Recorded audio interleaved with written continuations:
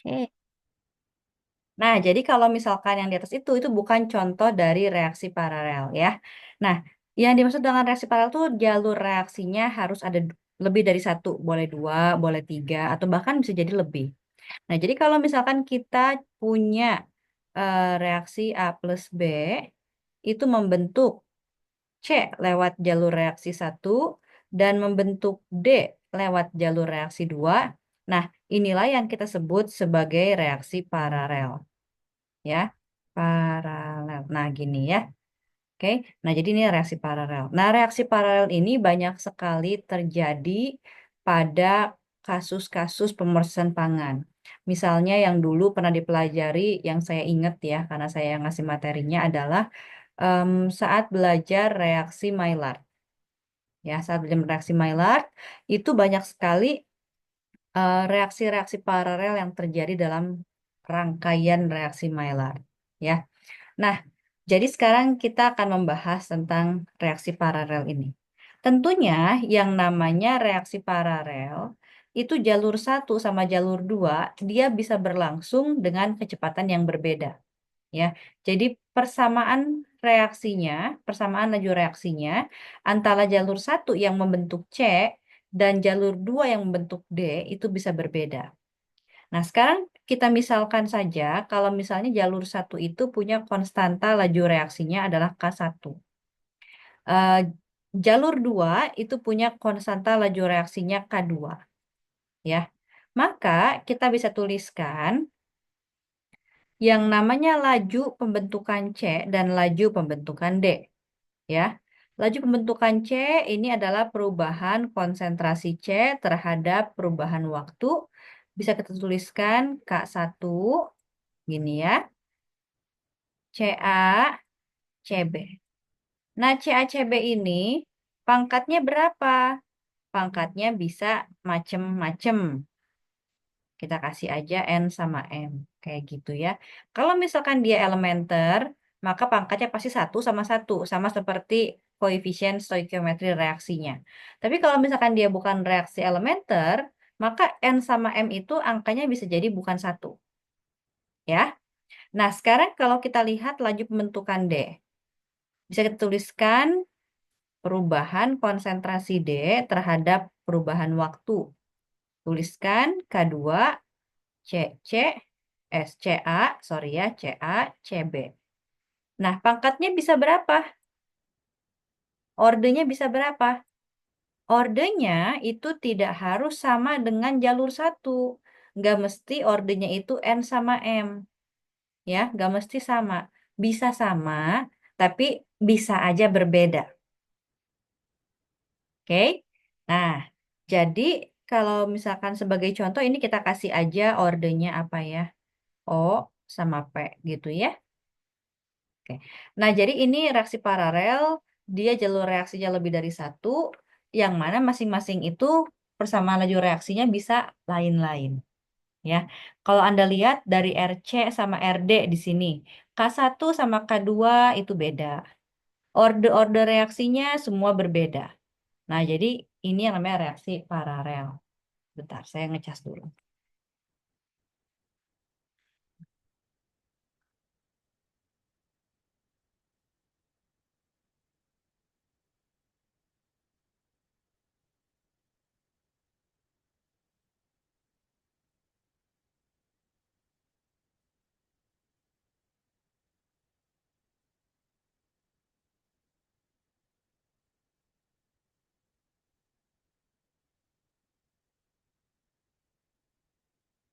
Oke, kita lanjutkan. Nah, yang namanya reaksi paralel itu biasanya eh, tidak semua produk itu merupakan produk utama yang diinginkan. Ya, jadi pada kebanyakan kasus reaksi paralel itu kita punya satu produk yang kita inginkan. Kalau kita ambil contoh misalnya pada kasus yang sedang kita lihat sekarang, produk yang kita inginkan itu adalah produk C. Nah, jadi ini ya, kita kasih warna beda. Nah, ini produk yang kita inginkan, gitu ya. Yang D kita nggak ingin sebetulnya, tapi mau nggak mau, si D itu pasti akan terbentuk ketika A bertemu dengan B. Ya, jadi keberadaan D itu tidak bisa kita hindarkan. Nah, yang bisa kita lakukan adalah bagaimana kita mengatur reaktor-reaktor kita supaya ketika A ketemu B, dia lebih suka bikin C daripada dia lebih suka bikin D. Ya, nah jadi kita eh, mengatur sedemikian rupa ya. Gimana reaktornya, gimana susunan reaktornya, gimana em, apa namanya cara kita menginput A dan B supaya ketika mereka bertemu, mereka itu lebih suka bikin C, nggak suka bikin D, ya. Walaupun sekali lagi yang namanya pembentukan D itu tidak bisa dihindarkan, pasti ada. Nah, tapi kita berusaha meminimalkan keberadaan si D ini dan memaksimalkan si C, ya. Nah, sekarang kalau kita lihat ada dua persamaan laju reaksi, ya. Kita bisa bandingkan. Kita bisa bandingkan.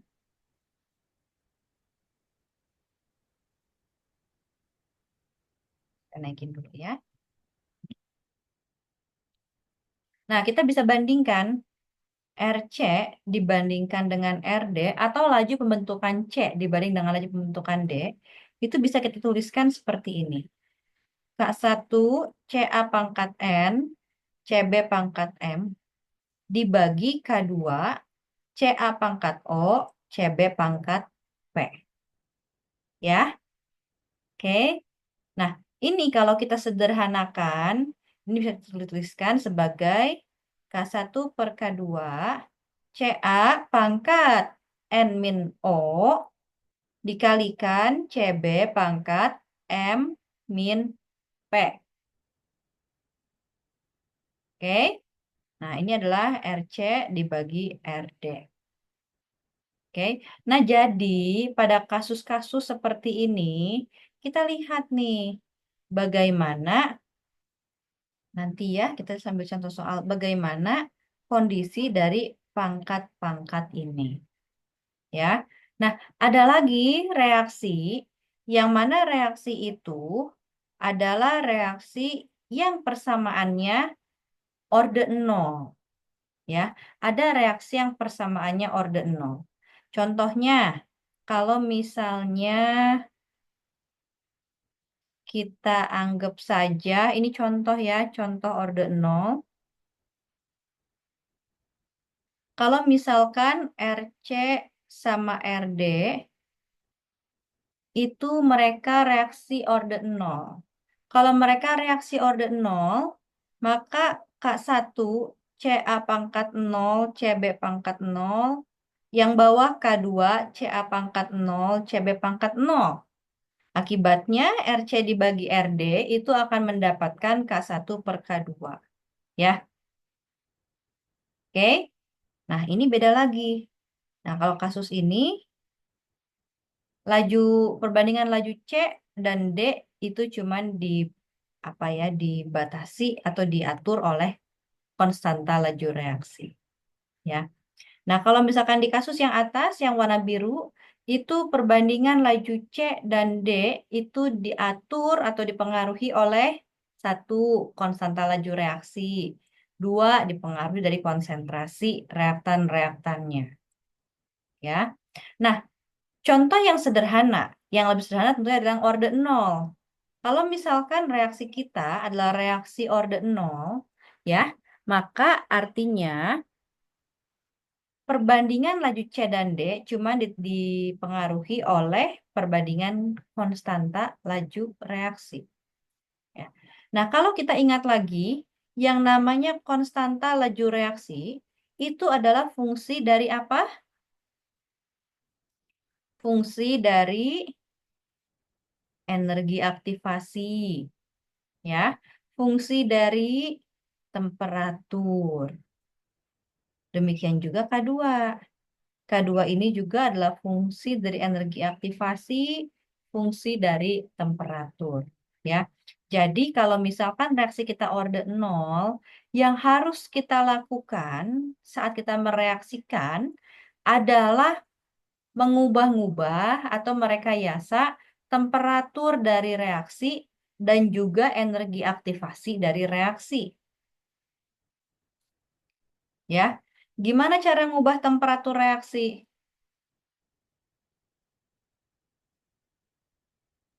Coba gimana cara ngubah temperatur reaksi mahasiswa?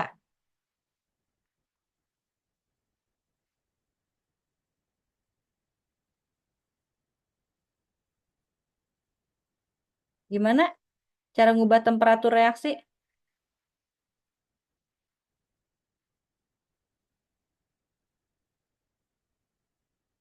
Coba Mas Zaya, gimana cara kita ngubah temperatur reaksi?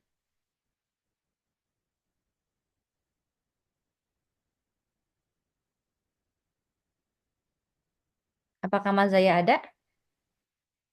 Ada ya? Iya, Bu. Nah, gimana cara kita ngubah-ngubah temperatur reaksi?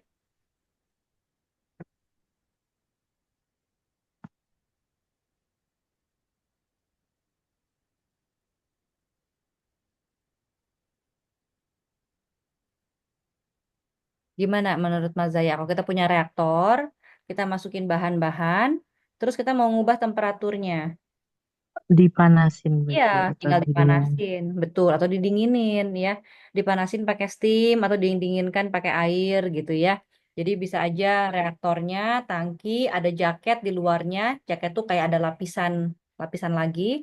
Nah, di situ kan bisa dialirkan steam, bisa dialirkan air buat ngatur temperatur ya. Itu siapa yang pakai namanya titik? Backgroundnya hitam, namanya titik.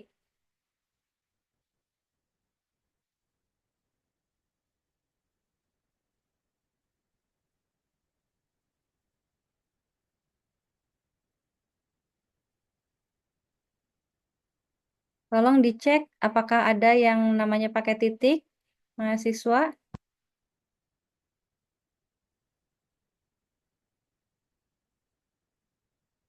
Gak ada. Oke.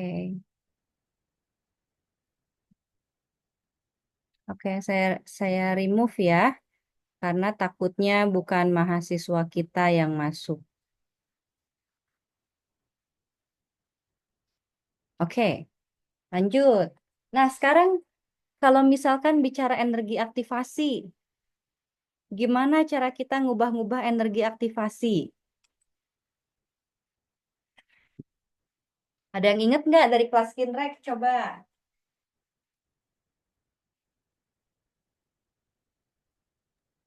Berarti Bu, kalau misalnya dengan penambahan katalis kan kita mengubah juga energi aktif. Itu bisa.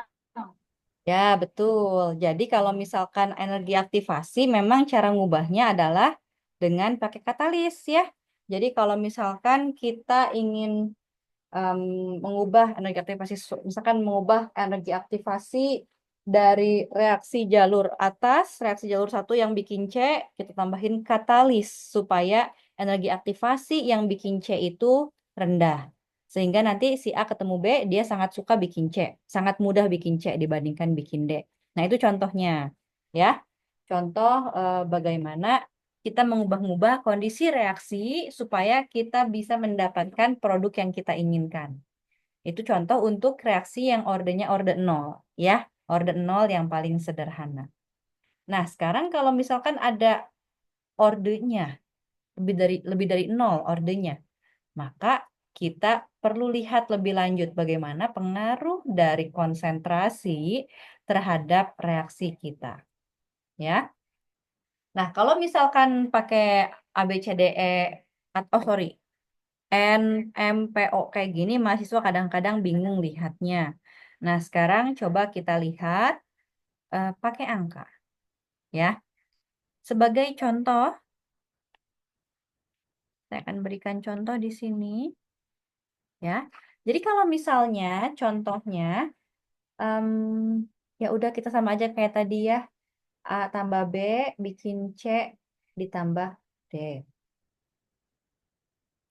A ditambah B, ada yang jadi C, gitu ya. Ada yang jadi D, ya. Nah, tapi sekarang kita kasih angka. Kita kasih angka supaya kebayang ya. Nah, jadi kita anggap saja RC itu dan RD ini punya angka. K-nya kita anggap aja 1. biar gampang ngebandinginnya ya. CA, contohnya ini pangkat 1,5, CB pangkat 0,3. RD itu adalah 1 dikalikan CA pangkat setengah, CB pangkat 1,8. Ya, ini contoh dengan angka. Nah, dari sini kita bisa bandingkan bagaimana perbandingan laju antara C dan D. RC dibanding RD itu adalah CA pangkat 1,5 dikalikan CB pangkat 0,3 dibagi CA pangkat setengah dikalikan CB pangkat 1,8. Gini ya. Nah, disederhanakan jadinya dapat apa? Jadinya apa kalau disederhanakan? Jadinya CA pangkat berapa? Satu, Pangkat Bu. 1. Satu, betul. CA pangkat 1, CB pangkat minus 1,5 ya. 0,3 dikurangi 1,8. Atau boleh juga saya tuliskan CA dibagi CB pangkat 1,5. Kayak gini. Ya. Nah, sekarang kalau kita lihat, tentunya nih, kalau misalnya C adalah produk yang kita inginkan, ya, C produk yang kita inginkan. Berarti supaya laju C jadi besar, ya, ini saya tuliskan sini, supaya RC menjadi tinggi, menjadi besar, maka nilai CA itu harus kita buat sebesar-besarnya atau sekecil-kecilnya.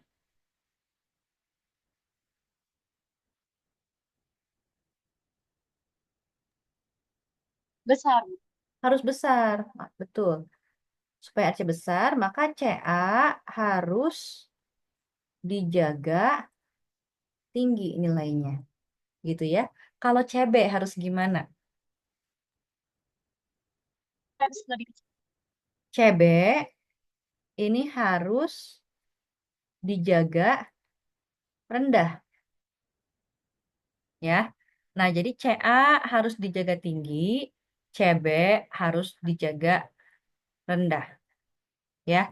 Nah, jadi bagaimana nanti cara kita mengontakkan A dan B, ya.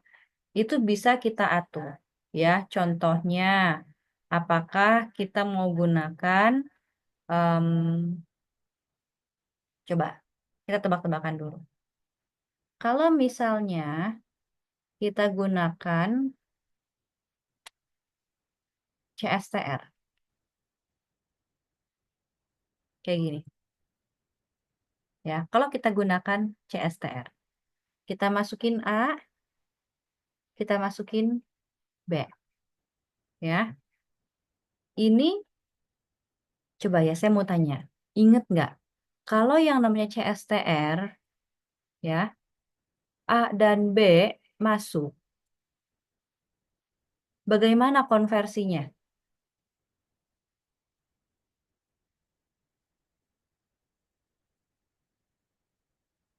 Ingat nggak?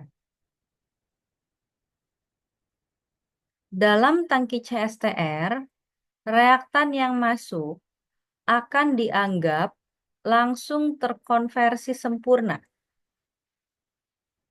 Ya,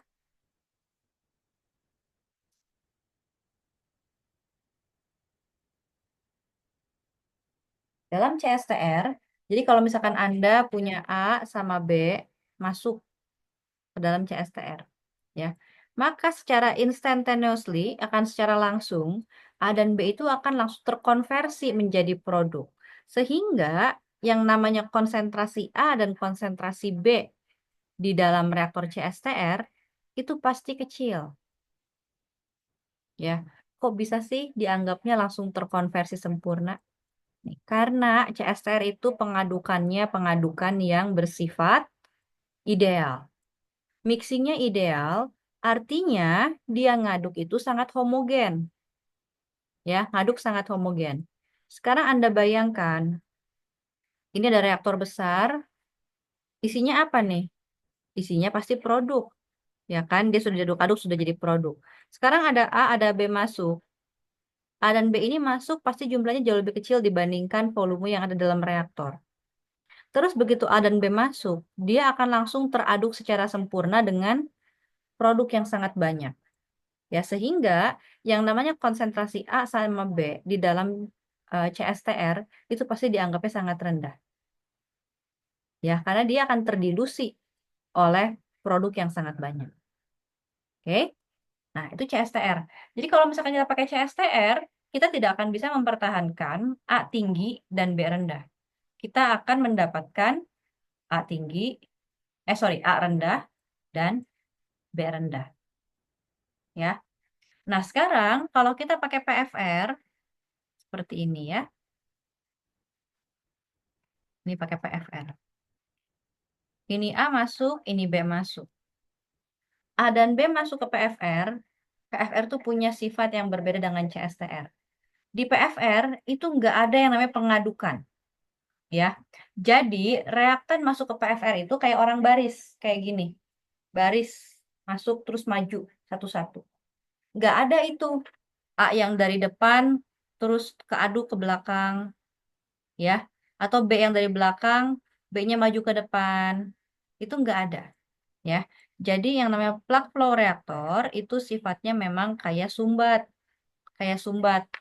kayak punya spons jadi sumbat. Dia majunya maju aja gini, baris kayak baris gitu. Tidak pernah ada yang teraduk, tidak pernah ada yang saling mendahului, tidak ada yang pindah posisi.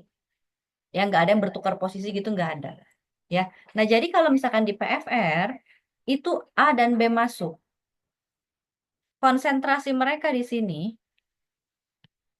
ya, konsentrasi mereka di sini CA dan CB itu akan sangat tinggi karena fresh, ya, belum bikin produk terlalu banyak.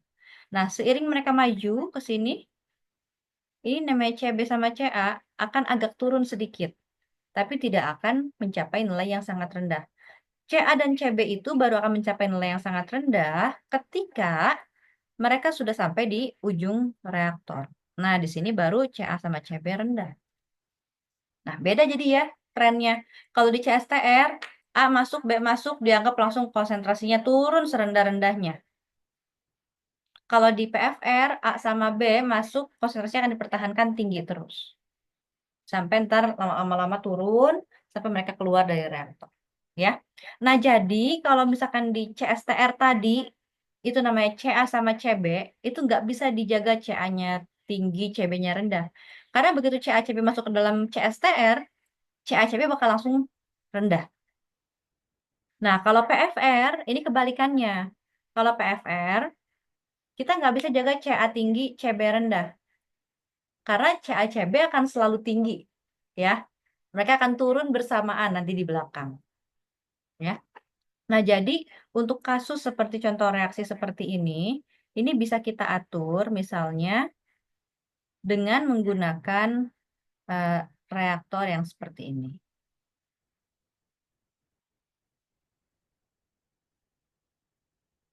PFR, kita masukkan A dari sini untuk menjaga supaya konsentrasi A tinggi,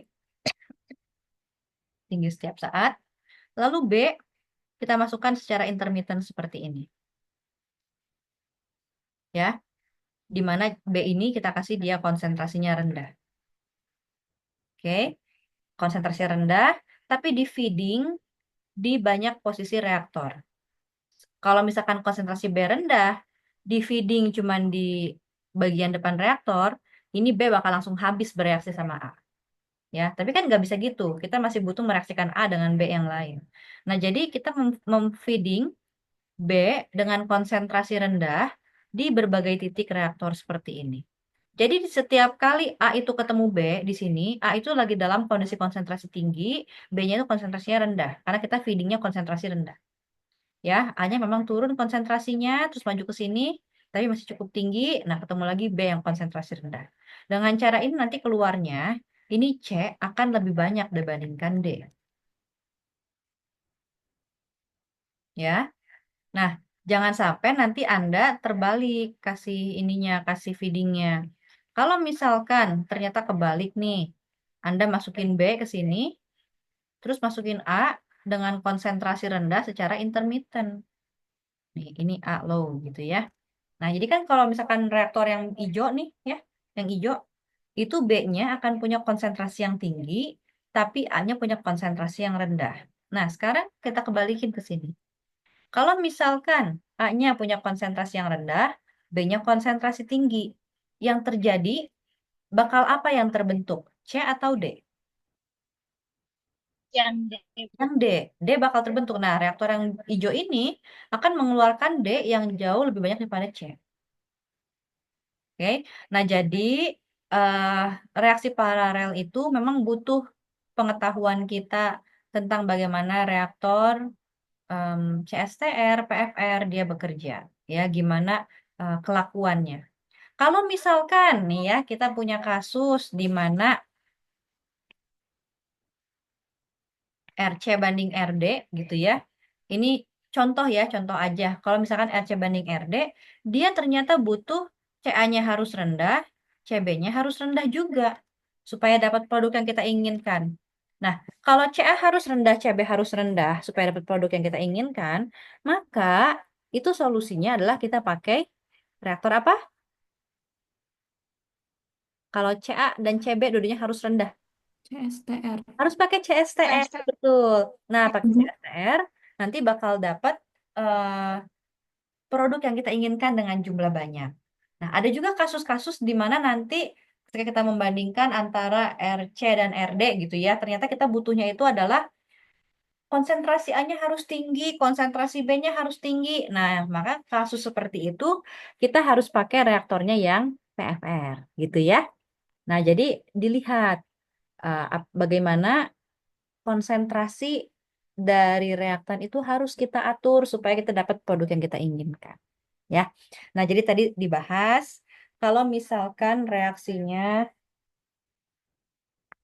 ini ya. Kalau misalkan reaksinya orde 0 ini yang atas, nah yang ini ya. Maka kita harus ngatur-ngatur, pinter-pinter ngatur temperatur sama energi aktivasi. Nah, tapi kalau misalkan reaksinya itu orde lebih dari satu, maka kita harus pinter-pinter ngatur gimana konfigurasinya supaya si konsentrasi reaktan-reaktan ini bisa kita atur mau tinggi, mau rendah, mau kombinasi tinggi rendah dan sebagainya. Ya. Nah, itu theoretical basicnya aja. Pengertian reaksi paralel dan gimana sih urusan reaksi paralel dengan pemilihan reaktor. Kayak gitu, ya. Nah, materi selanjutnya itu yang saya kasih di video ya, yang saya kasih di video itu adalah bagian kuantitatifnya. Nah, jadi yang kita barusan bahas nih bagian kualitatif. Ini cuma milih-milih doang. Reaktor ini harus pakai reaktor kayak gini, reaktor kayak gini. Nah, tapi belum ngitung ya. Ini baru baru lihat-lihat aja. Belum ngitung. Nah, bagian kuantitatifnya itu yang disampaikan di video. Oke. Nah, dari yang ada di video tadi itu barangkali ada yang mau ditanyakan atau ada yang tidak paham?